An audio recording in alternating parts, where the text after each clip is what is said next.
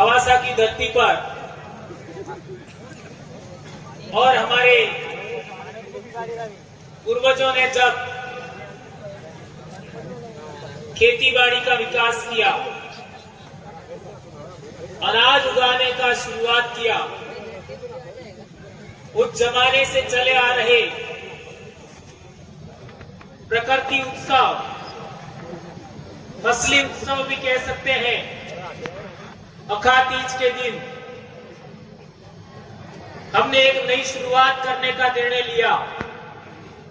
उसमें आप सभी साथी पधारे, इसमें प्रशासन के साथी, मीडिया के साथी, पुलिस प्रशासन के साथी और महाराष्ट्र से पधारे हमारे भाई, गुजरात से पधारे हमारे भाई, मध्य प्रदेश के विभिन्न जिलों से आए साथी और हमारे राजस्थान से भी कई साथी यहां पर आए। आज का दिन हमारे समाज के लिए कितना महत्वपूर्ण है, यह विभिन्न साथियों ने बताया। आज का दिन एक भी गांव ऐसा खाली नहीं है जहां विवाह नहीं है। एक भी गांव ऐसा खाली नहीं है जहां विवाह नहीं है। यह हम बात जानते हैं क्योंकि हर एक साल ऐसा होता है।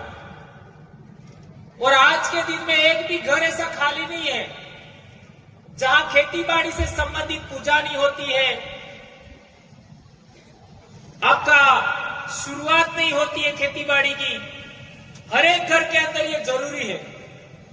इसके बावजूद भी हमने आज का ही दिन क्यों चुना, यह बात बेहद जानना समझना जरूरी है। मानगढ़ पर हम लोगों ने 17-18 मई को आदिवासी परिवार का शुरुआत किया था, तो आज हम लोग यहां हैं, इतने भी लोग नहीं थे। लेकिन आज देखो आदिवासी परिवार का डंका कहां कहां बज रहा है। अभी 4 मीटिंग हो गया है।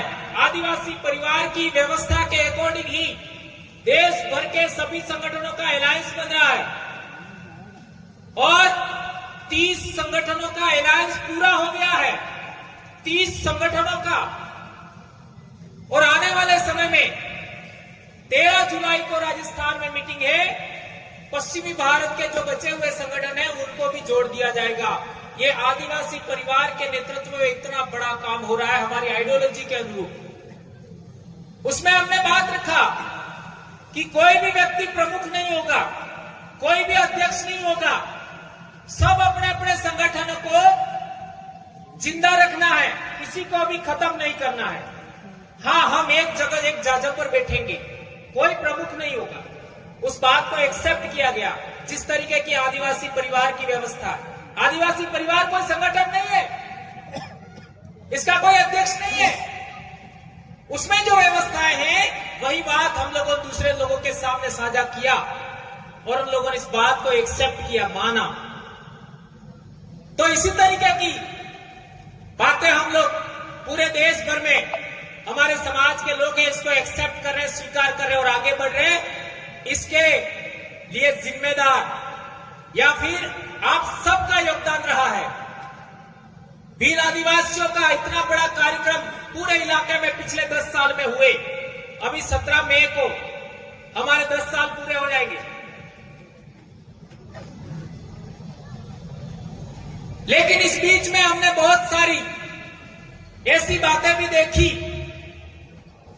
जिसकी वजह से हमारे बहुत सारे संगठन टूटे, बिखरे।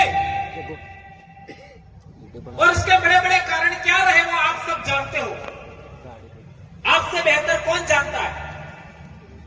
लेकिन मैं ये कहना चाहता हूं कि आप लोग अपने आप को कहते हो मैं इस देश का मालिक हूं, मेरे बाप दादे इतने महान थे, हमारे बाप दादे राजा महाराजा थे। ये सब बातें हम बोलते हैं और हमें भील प्रदेश बनाना है, ये भी बात हम कहते हैं। लेकिन जो लोग एक पोटली में बिक जाते हैं वो भील प्रदेश बना सकते हैं?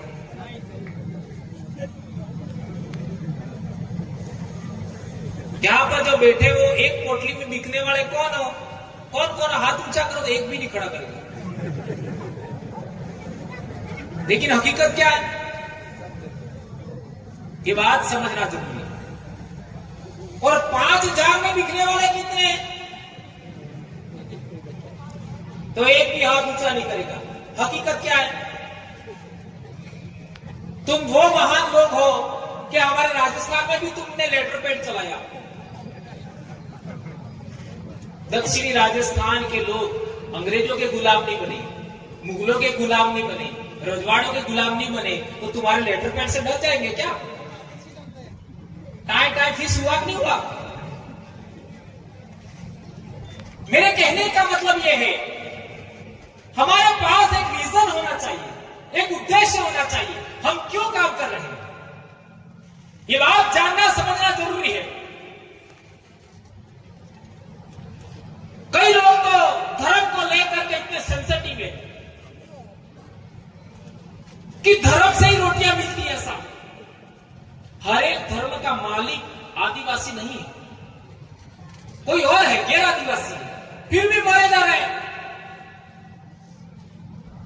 मुझे एक बात बताइए, आज के दिन हल की पूजा, आज के दिन हमारे लिए दोहरोकई इन्हीं पूजा, आपका बैलों की पूजा, अनाज की पूजा, आज के दिन कौन से धर्म वाले ने किया बताओ मेरे को? किसी ने किया क्या? जब नहीं किया, आदिवासियों ने ये अनुष्ठान किए, ये पूजा पद्धति संपन्न की, दूसरों ने नहीं किया, तो हम उस धर्म के कैसे हुए? 6,000 ये बात जानना समझना जरूरी है। और कई सारे लोग तो ऐसे हैं कि ये तो उस संगठन का कार्यक्रम है। मुझे बताओ, आदिवासी परिवार का बिल प्रदेश मुक्ति मोर्चा संगठन नहीं कह सकते हो, ये एक सामाजिक यूनिट है। बिल प्रदेश विद्यार्थी मोर्चा संगठन न होकर के एक यूनिट है, इकाई है। बिल प्रदेश युवा मांगीलाल के नाम से है, मांगीलाल इकाई है आदिवासी परिवार का, लोगों को जोड़ने का तरीका है। बिल प्रदेश महिला शक्ति ये भी संगठन नहीं है, लोगों को जोड़ने का तरीका इकाई है आदिवासी परिवार का। अभी हम लोगों ने अनुसूचित क्षेत्र आरक्षण मोर्चा बनाया, वो भी संगठन नहीं है, ये भी सामाजिक इकाई है। अभी एक और हम लोग बना रहे हैं, आदिवासी संस्कृति रक्षण समिति। देखो कभी वो भी कोई इसका कोई अध्यक्ष वगैरह नहीं है, बाजार में कोई नहीं, थोड़ा कार्य मात्र संयोजक होते हैं। अब ये जितने भी नाम लिए, उनमें किसी का कोई अध्यक्ष है क्या? किसी का कोई अध्यक्ष नहीं है। ये बात हम लोगों ने हमारे इलाके के लोगों को समझाया, इतना बड़ा काम हो गया, इतने बड़ी संख्या में लोग जुड़ गए, लाखों लोग। अब आपका तो क्या है, एक संगठन के 8-8, 10-10 तो प्रदेश अध्यक्ष है, 5-7 तो जिला अध्यक्ष है।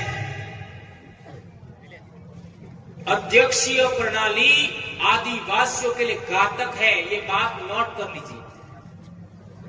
अध्यक्षीय प्रणाली आदिवासियों की नहीं है, काउंसिल प्रणाली आदिवासियों की है। सभी लोगों की इच्छाओं को महत्व देने वाली काउंसिल सभा, उसमें जो राय बनती है उसको आगे बढ़ाइए।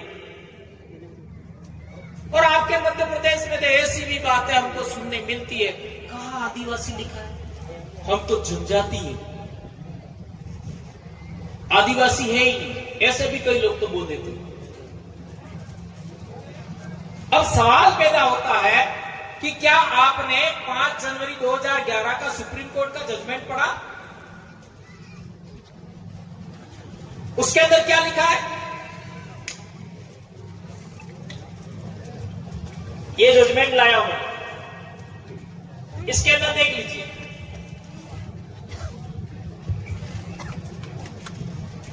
इसको पढ़ लीजिए, या जोरावर जी उनके पास भी होगा। इसमें लिखा है, शेड्यूल्ड ट्राइब और अबोरिजिन नहीं, अबोरिजिन और शेड्यूल ट्राइब। जो अबोरिजिन है वही शेड्यूल ट्राइब है, और ब्रैकेट में आदिवासी लिखा है। ये सुप्रीम कोर्ट का जजमेंट है 5 जनवरी 2011। एबोरिजिन और शेड्यूल ट्राइब ब्रैकेट में आदिवासी। आज तक इस पर यह गलत लिखा है, किसी ने क्लेम नहीं किया है। यह जजमेंट हम लोगों को 2012 में पहली बार हमको पता लगा कि इसमें ऐसा लिखा है। इसमें बहुत सारी बातें लिखी है, और इसी को आधार मान करके आदिवासी परिवार बनाया। पढ़िए इसको, यह बिलों के लिए ही है, बिलों के लिए ही इसमें बहुत सारी बातें लिखी है। तो हम लोग, कई सारे ऐसे लोग कहते हैं कि अब तो अनुसूचित जनजाति है, आदिवासी नहीं है। तो कम से कम सुप्रीम कोर्ट का जजमेंट तो पढ़ो। अब दूसरी बात यह है, यह हमारे स्कूल में किताब चलती है 8वीं क्लास में, 2013 से चल रही है। ये इंग्लिश में भी है, और ये किताब किसी बिल ने तो लिखी नहीं है, किसी कोर्ट ने तो लिखी नहीं है। ये देख लीजिए, राष्ट्रीय शैक्षिक अनुसंधान एवं प्रशिक्षण परिषद नई दिल्ली, नीचे लिखा है राजस्थान राज्य शैक्षिक अनुसंधान एवं प्रशिक्षण परिषद उदयपुर। ये इंग्लिश में आपके मध्य प्रदेश में भी चलती है, भारत के सभी राज्यों में चलती है इंग्लिश में। इसमें आदिवासी का पाठ है, हास्याकरण की समझ, उसको पढ़िए आप। एक कई बार मैंने बताया है, पर लोगों को सारी बात बता दो तो भी कई बार मुझे ऐसा भी लगता है कि जो दिमाग है ना, इसमें न जाने लोगों ने क्या भर दिया है। ये देख लीजिए, ये हास्याकरण की समझ 5वां पाठ है, उसमें साफ लिखा है ये आदिवासी कौन लोग हैं। पढ़िए इसको, आदिवासी कौन लोग हैं, आप पढ़िए इसको। इसी के अंदर ये साइड में लिखा है, आदिवासियों को जनजाति भी कहा जाता है। ये पिंक कलर में आदिवासियों को जनजाति भी कहा जाता है, लिखा। अरे आपका संविधान देख लीजिए, संविधान के अंदर अनुच्छेद 341-42 पढ़िए, उसमें ट्राइब और रेस लिखा है। ट्राइब और रेस, यानी जो ट्राइब है वो रेस है, नस्ल है। और ये बात प्रूव करनी है तो तुम्हारी नाक और दूसरे समाज की नाक मिलती है क्या? तुम्हारी ये कपाल है वो दूसरे लोगों से मिलती है क्या? नहीं मिलती है। तुम्हारी ये भौहें हैं, ये भी दूसरे लोगों से मिलती नहीं है। जांच कर लो, होठ नहीं मिलेगा, आंखों का रंग नहीं मिलेगा। ये बात समझिए, तुम लोग कोई बाहर से आए हुए लोग नहीं हो, ये सुप्रीम कोर्ट का जजमेंट बोल रहा है। भारत देश 10,000 साल से इमिग्रेशन नेशन है, इमिग्रेंट्स नेशन है, ऐसा सुप्रीम कोर्ट ने बोला, मैं नहीं बोल रहा। और ये किताब भी बोल रही है। इसमें लिखा है साफ और स्पष्ट शब्दों में कि आदिवासी समाज औरों से बिल्कुल अलग दिखाई देते हैं। औरों से यानी दूसरों से, क्योंकि उनके भीतर ऊंच नीच का फर्क बहुत कम होता है। इसी वजह से यह समुदाय जाति वर्ण पर आधारित समुदायों या राजाओं के शासन में रहने वाले समुदायों से बिल्कुल अलग है। यह सब बता रहा है। 2011 का सुप्रीम कोर्ट का जजमेंट आने के बाद ये किताब आई थी। कई बार ये किताब का हवाला दिया हम लोगों ने। हम जाति व्यवस्था में नहीं आते ये बोल रही है, हम वर्ण व्यवस्था में नहीं आते ये बोल रही है, हम राजाओं के शासन में रहने वाले लोग भी नहीं है, ये भी एक किताब बोल रही है। बोलिए आप, इतना साफ किताबों में स्कूल में हम पढ़ा रहे हैं, लेकिन स्कूल में में पढ़ाने के लिए कोई आपत्ति नहीं है, लेकिन समाज को पढ़ाते हैं कई लोगों को आपत्ति हो जाती है। चल रहा है 2013 से किताब चल रही है। अब सवाल पैदा होता है कि आपको जनजाति प्रमाण पत्र दिया जाता है, ये नहीं, जनजाति भी ऊपर नहीं लिखा होता, जाति प्रमाण पत्र। ये आवाज किसने उठाया आज तक? हम ट्राइब हैं, हम शेड्यूल ट्राइब हैं, तो हमको शेड्यूल ट्राइब का सर्टिफिकेट मिलना चाहिए। नहीं, जाति प्रमाण पत्र देते। आज तक किसी ने आवाज नहीं उठाई। ये ऐसा क्यों हो रहा है? ये बात हम लोगों को समझनी जाननी चाहिए। आगे लिखा है, आदिवासियों के बहुत सारे जनजातीय धर्म होते हैं। आदिवासियों के बहुत सारे जनजातीय धर्म होते हैं। उनके धर्म इस्लाम, हिंदू, ईसाई आदि धर्मों से बिल्कुल अलग है, बिल्कुल अलग है। वे अक्सर अपने पुरखों की, गांव और प्रकृति की उपासना करते हैं। साफ स्पष्ट लिखा हुआ है। फिर भी हमारे ढूंढने के लिए कई लोग तो चर्च में चले गए, कोई कहां जा रहा है।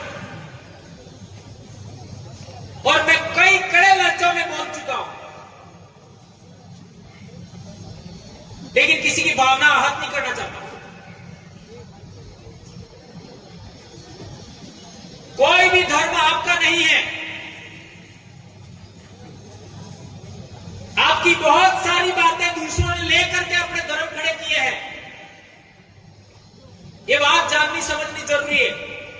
दिवाली फसली उत्सव है, होली फसली उत्सव है,